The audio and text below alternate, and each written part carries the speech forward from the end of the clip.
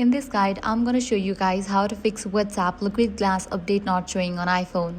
Let's get started. First thing you want to do is check for app updates. So head over to App Store, search for the app WhatsApp. Once app appears, if you see the option of update, click on it and update the app to its latest version. After you do that, check for your device software update as well. So launch settings, go to general, go to software update. If any new updates are available for your device, just update it. After that, launch WhatsApp. First close the app and relaunch it. Likewise, give a fresh restart to your device as well.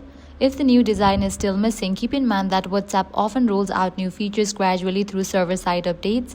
This means that even if two users have the same iPhone model and app version, one may receive the new interface before the other. In that case, there is not a manual setting to enable it. You'll simply need to wait until the feature reaches your account. You can also reinstall WhatsApp after backing up your chats to ensure you are running a clean installation. All of this won't force a server-side feature to appear. In most cases, updating WhatsApp, keeping iOS current, and waiting for the gradual rollout will resolve the issue. So that's it. If this guide helped you out, do not forget to like, share, and subscribe.